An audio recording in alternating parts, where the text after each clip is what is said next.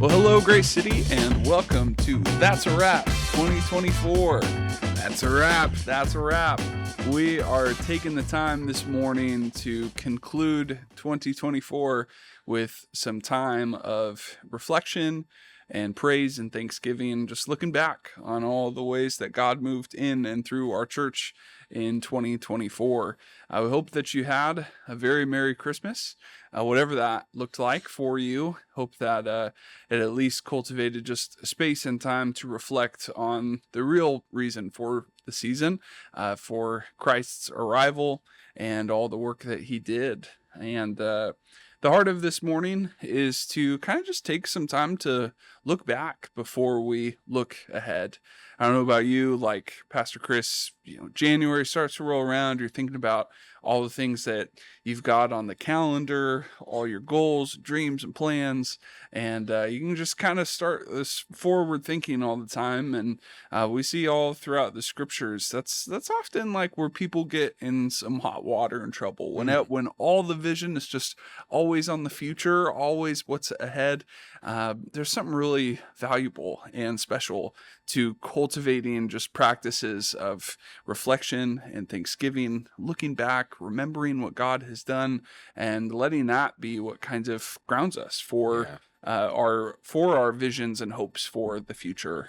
Yeah, I think anxiety can get us really consumed with what is ahead, what's going to come, how am I going to handle it, how am I going to deal with all this, what are the circumstances going to be, like how I'm going to make it through whatever is ahead. But the Bible tells us time and time again to remember what God's done, remember his faithfulness, remember his character, and we every year want to, like, we put in the discipline really to say, hey, let's not forget what he's done, because his track record informs our faithfulness and like what we can stand on moving into the next year. And I know there's a lot of people today watching this that maybe there's some things looming heading into this new year.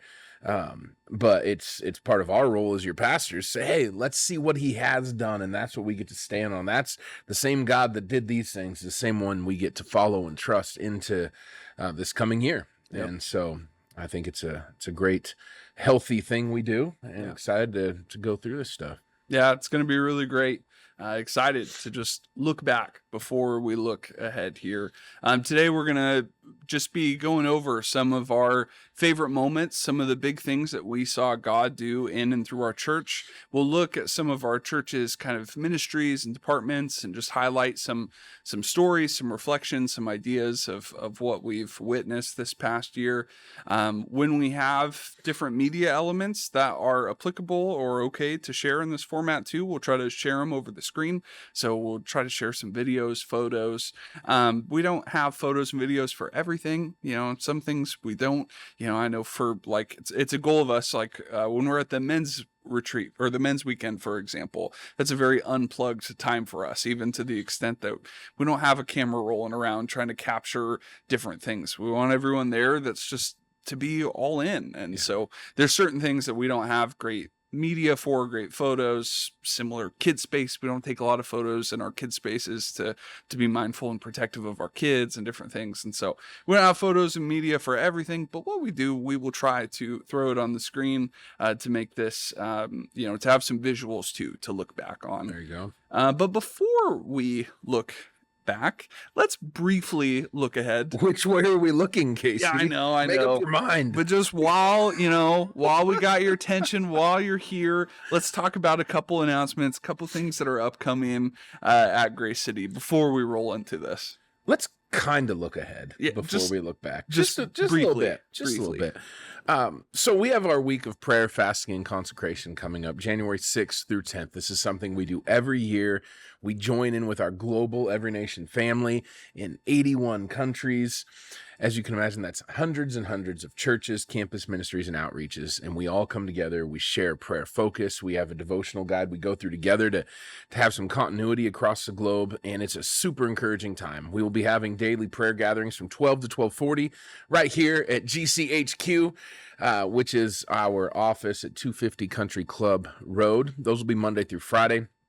We have prayer and fasting resources from every nation. We have a personal devotional and a family devotional guide. For those of you with children that you want to engage in this process, we have a handful of family devotionals that Every Nation has put out this year as well. And there'll also be daily videos that will come out via email. This week will conclude with an evening of prayer and worship on Friday, January 10th at 5:30 p.m. at the Youth for Christ building, where we have our Sunday gatherings. I would encourage you start praying through, thinking through right now what that fasting will look like for you. Some people are not advised due to nutrition and health issues to do a full fast from food.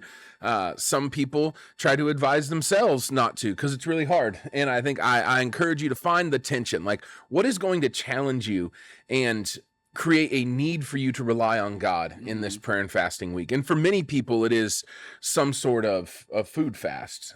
Many of us will just do water or maybe clear liquids throughout the week. But I would urge you, make a decision at the beginning of the week and stick with it. Yeah. One of the things that I hear every year that it makes me a little sad because I know that God has more for people is we come to Wednesday and the reality is Wednesday's the hardest day. And folks are like, oh, I got everything I need from God. I'm good, Pastor. And they stop. And it's like, man, imagine what would happen if you just stick with it and see what God does on the other side of maybe that hurdle. And so make a commitment at the beginning of the week, push through it, see what God does, and do that in the context of community through our prayer meetings. And then we come together and we have that night of prayer and worship. And then a lot of people will break fast together, go have a meal. It's a super encouraging time. And we'll talk more about it in our looking back. Yeah. But in looking forward, please set that side of time. Mm-hmm. Be thinking through that now. There is a Every Nation app that has the devotional guide and maybe some steps to help you prepare for that. But don't just write it off as, that's not for me. Yeah. If you follow Jesus and you consider him Lord and Savior, our Bible, which we hold very reverent in our community, doesn't say if you choose to fast, it says when you fast, which implies that this should be a discipline and a rhythm for the walk of the person following the way of Jesus. So please take that serious, engage with us. It's way more fruitful and rich to engage in community and these sort of things. Mm-hmm. So that's the first thing. And then also we have winter life groups, which will be coming up starting January 13th or the week of, that is. They are various nights of the week. Registration is now live for those. You can go to gracecity.com/life groups to register today. Make sure you get registered up so that our leaders can prepare, send out communication for food and all that. This is another one of those things that life groups is not just something we add to what we already do. It is the lifeblood of our community, is how we are the church throughout the week, in intimate community with one another, where we pray for one another's needs, where we pray for those that we're intentionally engaging with, that they would come into community and a relationship with Jesus. And it's one of the best parts of every week. So please, again, if you consider yourself as someone who's given their life to Jesus, if Grace City Church is your home, this should be something that you just do, that you set aside the time to do.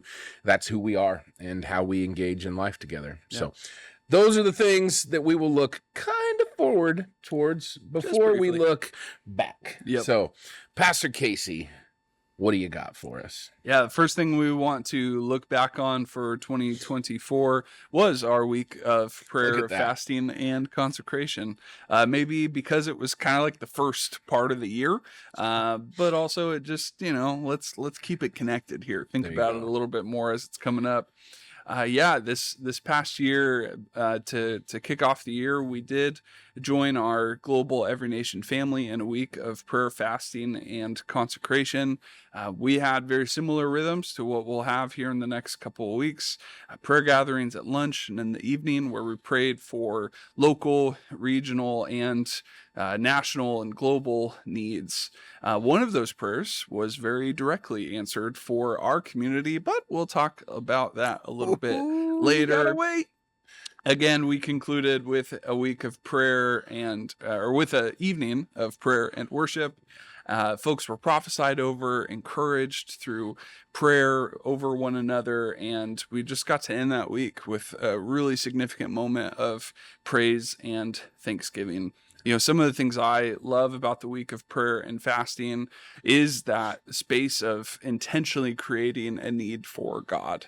That's kind of what we do when we are fasting from food. It's one of those things I think we don't recognize. How much we just take for granted, and how much we even rely on something like food to bring us comfort and peace and stability and rhythm to our days.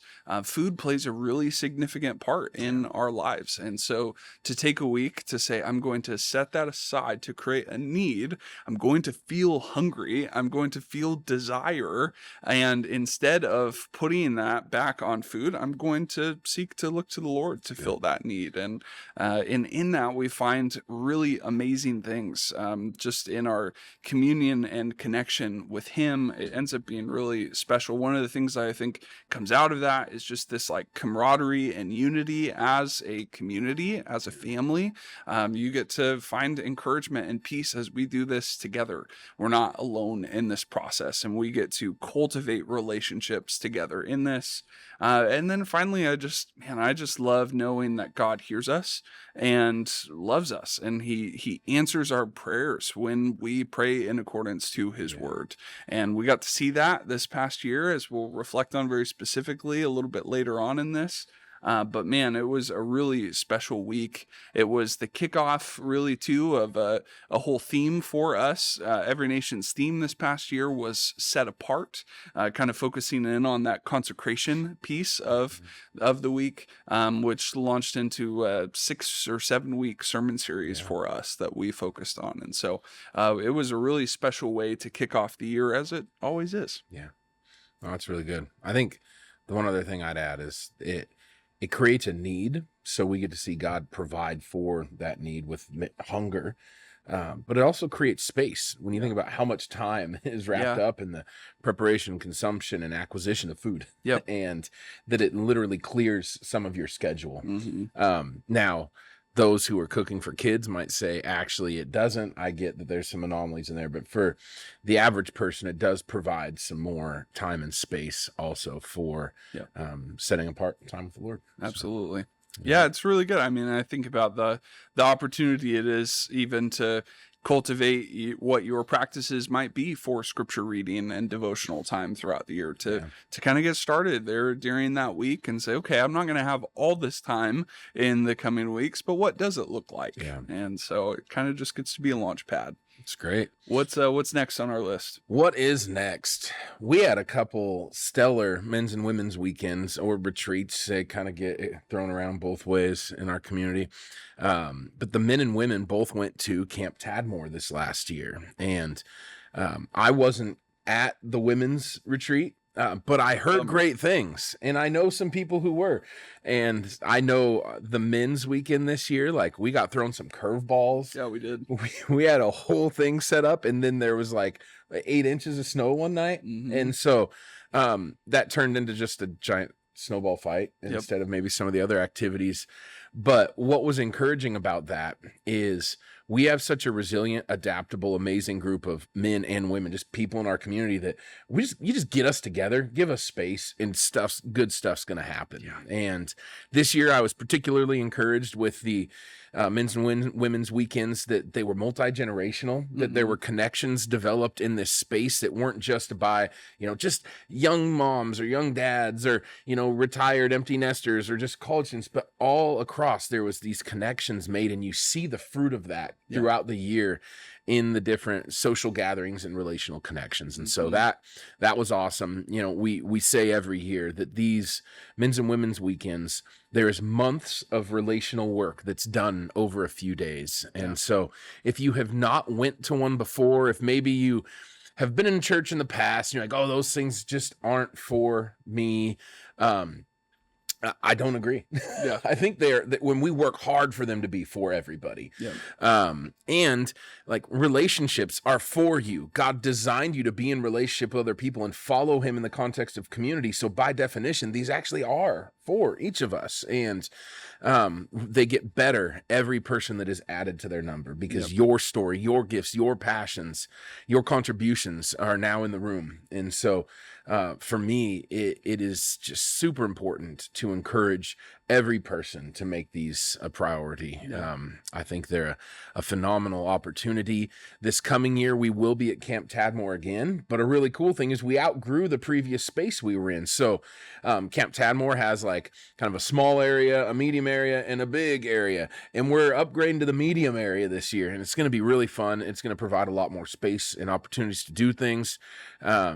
Men's weekend will be February 28th through March 2nd this year, and the women's will be April 4th through 6th. So please put that on your calendar. This is one of those things that we would encourage you not to make if nothing else comes up, I'll go. But this is one of those things that should hold a place in your calendar as soon as you know the dates. And it's just, this is what we do. This is what family does, is we take some time to go on these trips and grow intentionally together. I love these weekends, and I think we've worked really hard to create a space for anyone to be able to participate, to contribute in, to receive from.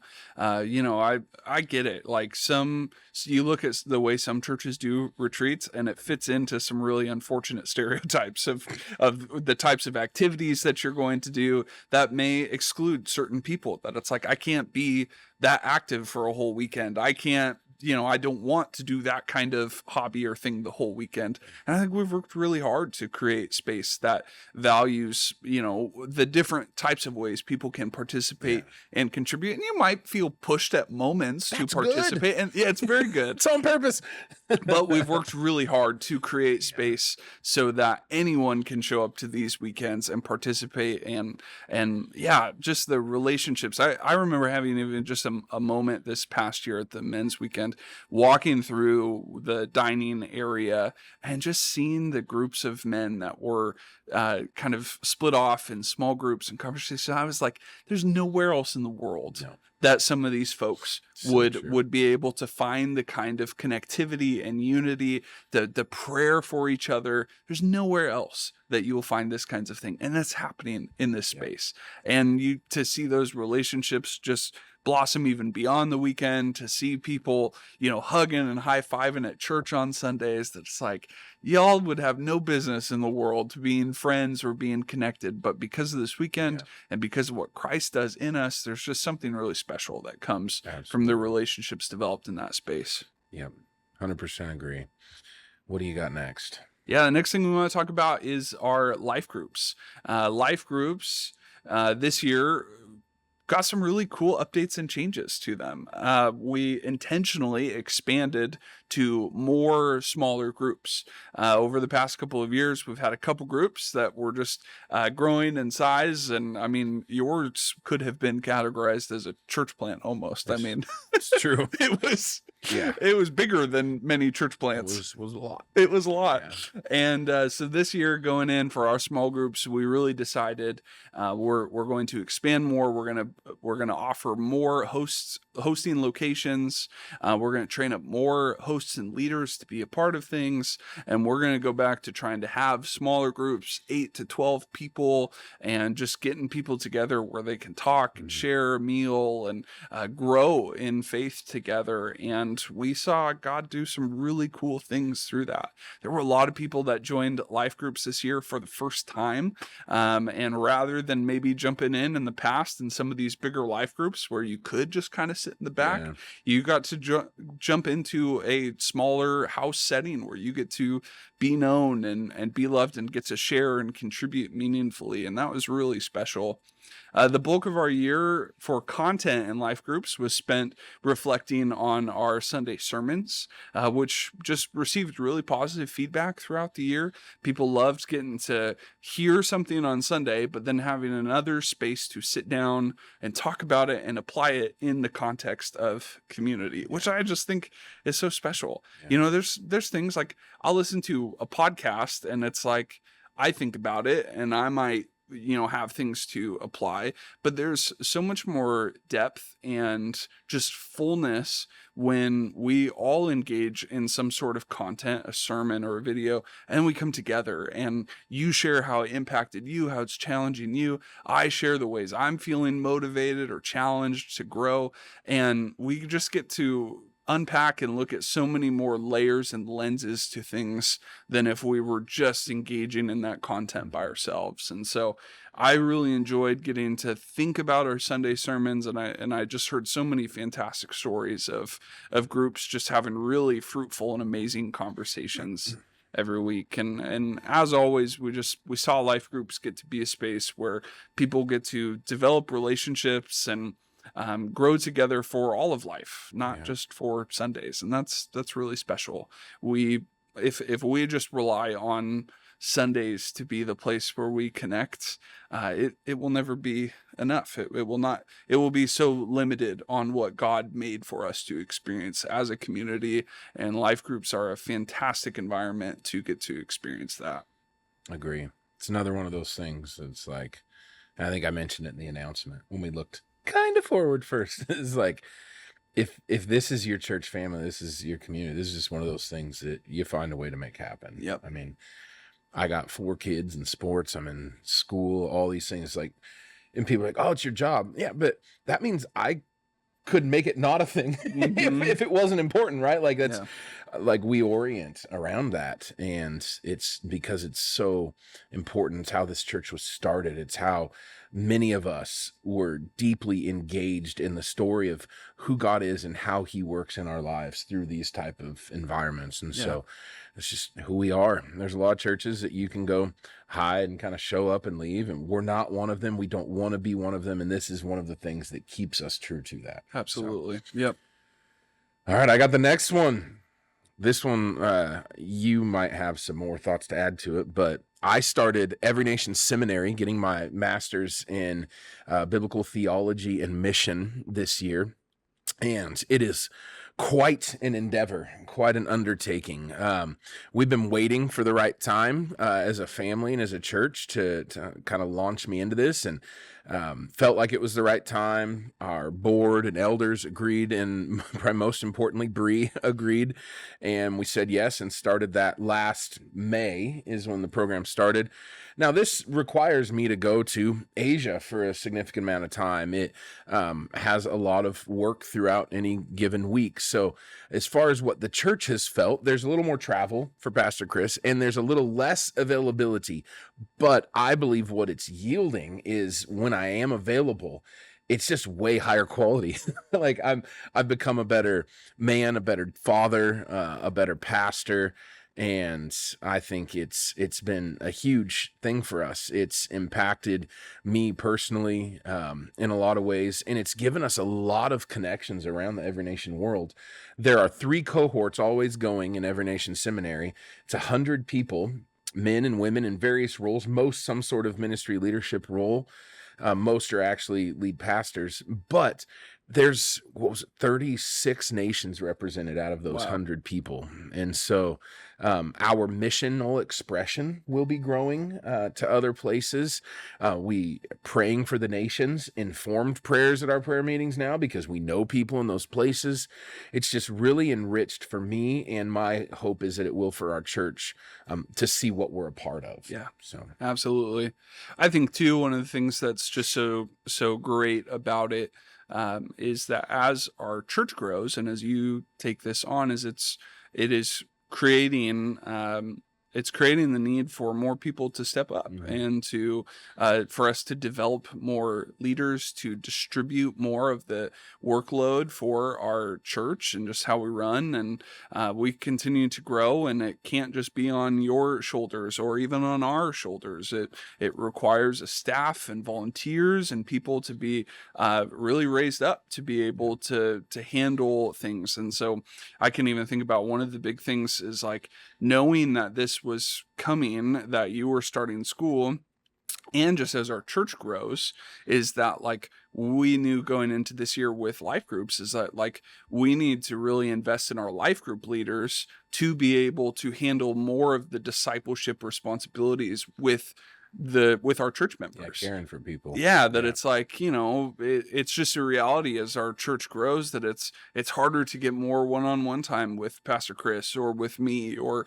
with any of our elders. And so we're getting to raise up more leaders to be able to provide care and mentorship and Mhm. discipleship for our congregation. And sometimes in church settings, when you don't have some of those things that create that need, you can just run for a long time of just a couple people Yeah. handling that responsibility. And I'm really grateful for this because it is creating the opportunity for more people in our congregation to be raised up to serve and to lead and to care for each other.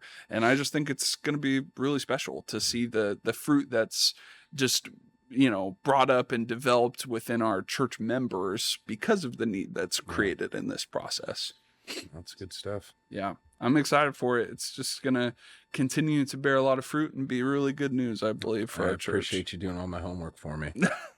Just joking. In case any of my professors watch this. Cat's out of the bag. It's a joke. Cat's out of the bag. Well, I got the next one in late August, September. No, it was September. It was the first week of September. Yes. Myself and Jordan Girding got to lead a team of 8 college students who headed to the University of Hawaii at Manoa to serve the ENC campus ministry there. As many of y'all have heard plenty by now, the 2019 or the 2020 pandemic had a significant. You forgot already? No, I was thinking COVID-19, not trying to avoid buzzwords. Don't want to get taken down, all that kind of stuff. But the pandemic in 2020 had really lasting effects on the state of Hawaii, but on the different groups groups and organizations like college campuses, college ministries. And so, they were kind of going back into their first full year on campus, and they were really wanting to bring in some folks to help them out, establish a presence, connect with more students, participate in some evangelism, throw a kickoff event. And we got to be the lucky ones to come and join them in that. And so we took 8 students and we just had a phenomenal week on that campus. There's really unique openness to the gospel there. When we go evangelizing here on campus, we celebrate if we can have just 1 or 2 good conversations of someone who was open and curious. And there it was it was like 4 out of 5 people we were talking to were willing to sit down, have meaningful conversations about faith and spirituality. And it was just a really cool week getting to experience a place that was so different than ours, where there is so much rejection and kind of fighting to evangelism. Yeah. It was really cool to take some students to a place where people were really curious. A lot of diverse beliefs, a lot of really unique spiritual ideas. As many of you know, Hawaii is just this interesting melting pot of so many different cultures and religions and ethnicities. And it was really special to get to go participate in evangelism there. It was also a cool opportunity for us to model peer-to-peer evangelism for the UH Manoa students who are already a part of the ENC chapter there.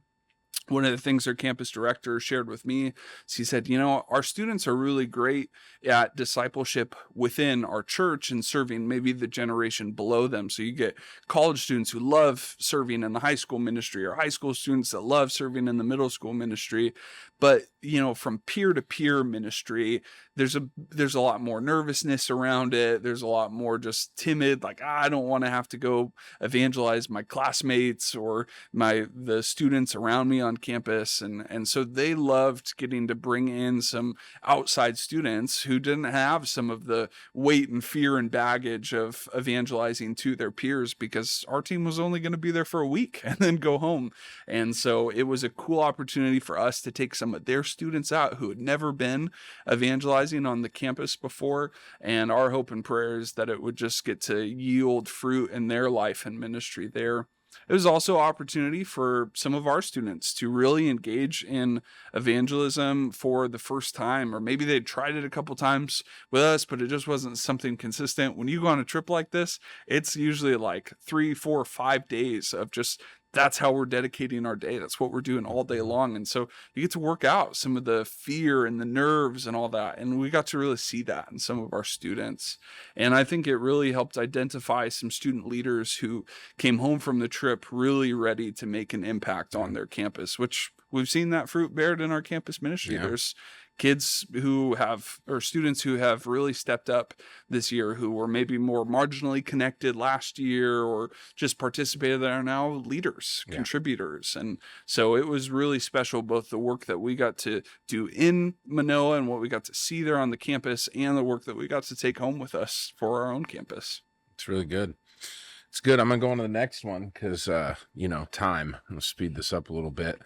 But we have the answered prayer that you gave us a little heads up on from last year during prayer and fasting week. We prayed for an affordable, which is important, office space during our week of prayer and fasting. That was the specific term that was on the prayer request. Yeah, there's plenty of office spaces. You got 10 grand a month. Yes. And God answered that prayer by providing this space for us starting in August. Right where we are. Right where we are here.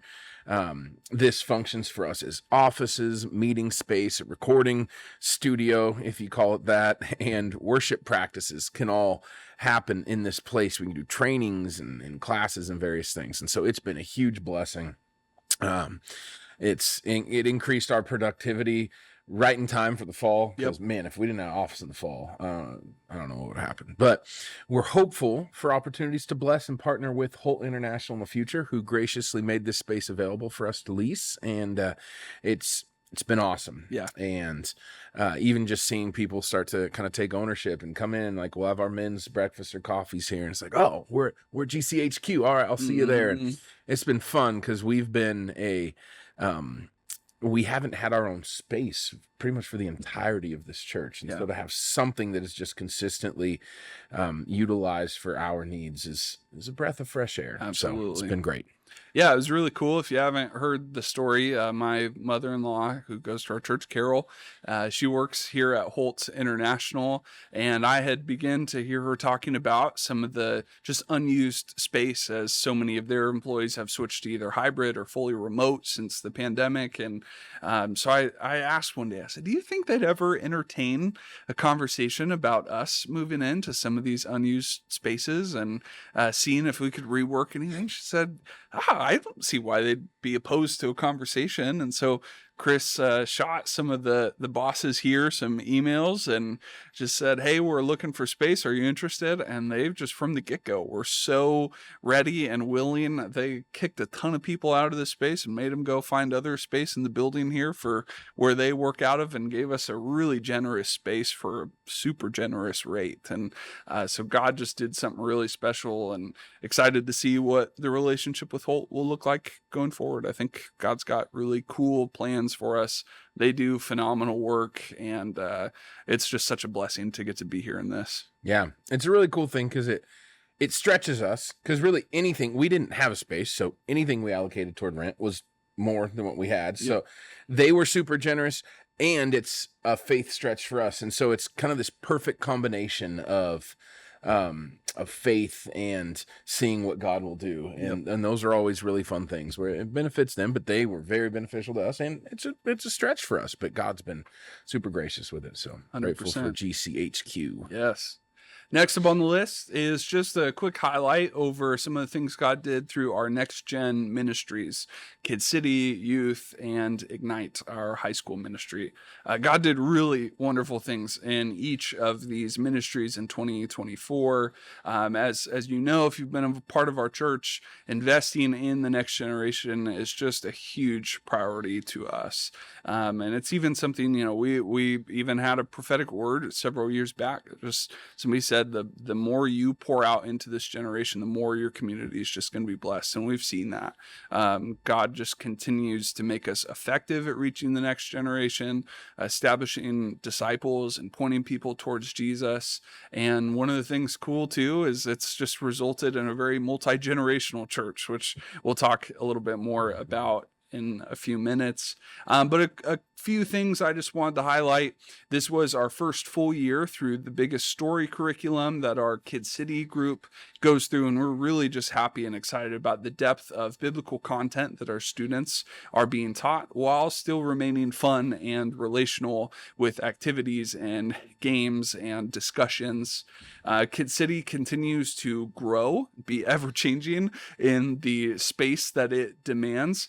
I think that we have had to change the different groups of what students and ages are in what classrooms probably 3 or 4 times throughout the year, in order to provide space for our classes.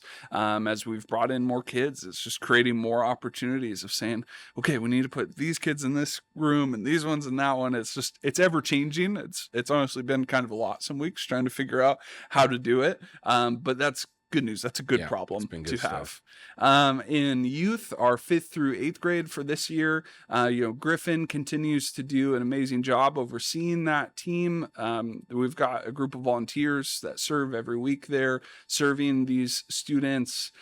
They do activities, discussions. They usually go through a short teaching as well.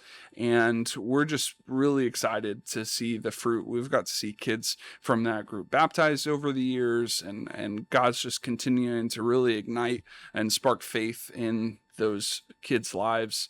This fall, Griffin adapted to start using some of the Bible Project content material, and we're really loving the fruit of seeing students learn just the whole story of the Bible. I think a lot of kids grow up in church, you hear bits and pieces, but you never really get to piece it all together as one big story, which has been a priority of us in our Kid City content as well, but really trying to help do that through the Bible Project content.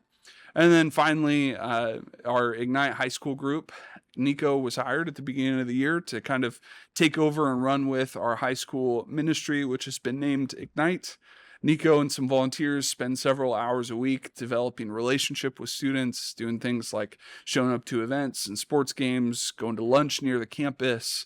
And on Sunday nights, they've gathered here at GCHQ for games, activities, for fellowship, for short teaching.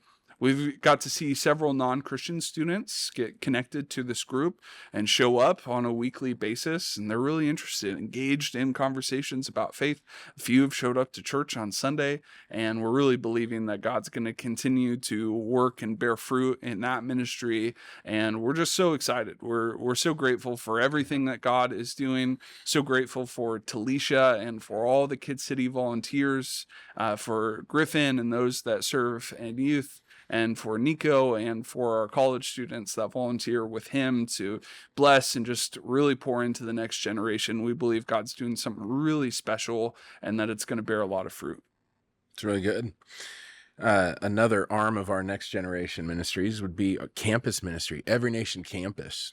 And this has been a really cool year for Every Nation Campus. We started off the year, not this previous year, but the one before that, we'd raised money for a van to help with transportation needs for getting students from campus to church. And I believe it was in February we found one, and Casey and I drove up to Washington and purchased it and brought it home. And so that's been fun, having the old church van making those transportation runs. It's been a huge blessing.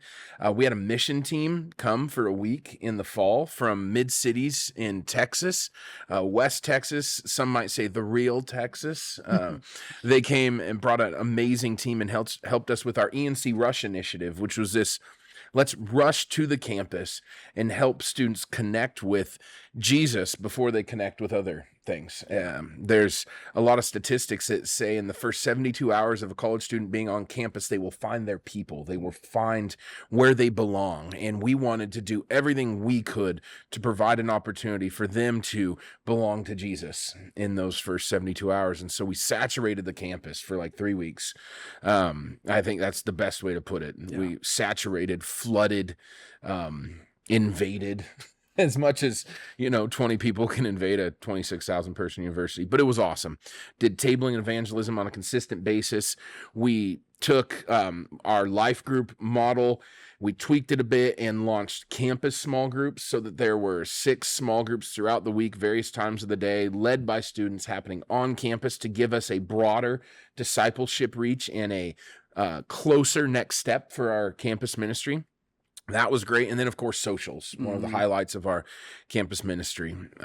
We have coming up our national conference. We have, counting leaders, I think 33 of us going this year, which is awesome that we can get that many people to travel on a holiday across the country, opposite corner to this conference. And like a dozen of them are first timers. It's huge. Yeah. So really excited about that. Had several students baptized throughout the year, even this fall, and a number of them engaged in the discipleship process. Our Friendsgiving this year, which is where church members contribute different meals, bring it, and we did it here at GCHQ and fed a bunch of college students. And that was one of those cool intersections of church community and campus life every year where it came together.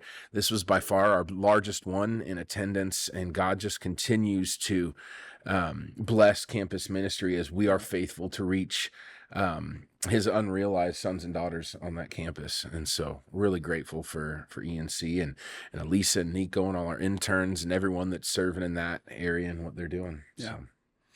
So, Yeah, it's really special. yeah. Been fun to see. Next thing we wanted to highlight was our Sunday worship gatherings. If you've been around over the past couple of years, you notice 2024, our services were consistently a bit bigger. We saw a bunch of new folks join our community this year, which was such a blessing. And if you are newer with us, we are so grateful that you have joined our community and so thankful to have you be a part of the family.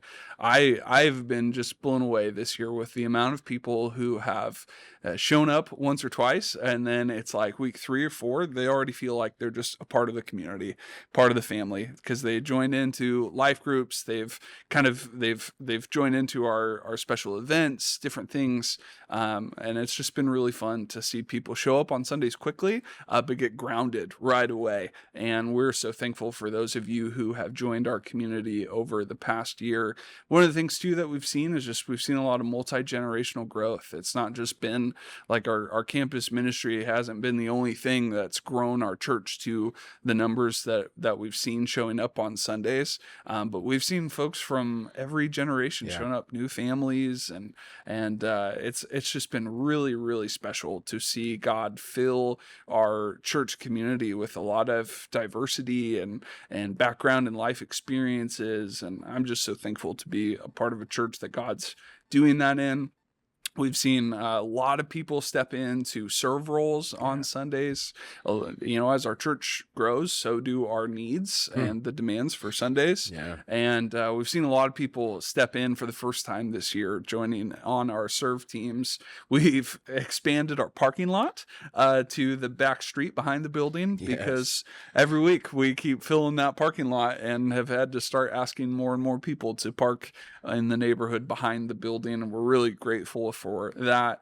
And I'm just really grateful too. I mean, God just continues to help us to figure out how to use our building, even though it feels like we should have outgrown it by now. We keep figuring out ways to move kids into this space or to do this activity or this part of our service in this corner now. And God just continues to help our leaders discern how to use the space that we have.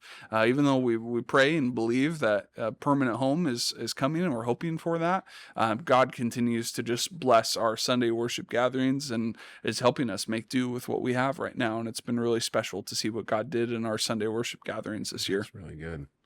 It's good stuff. Just a couple left. Or actually, this is the last one. This is technically the last one. Technically. So we started a new partnership with Hosea Youth Services. God opened the door for a new serving relationship with them. And Hosea Youth Services, they serve homeless youth 16 to 24 years of age and in various ways.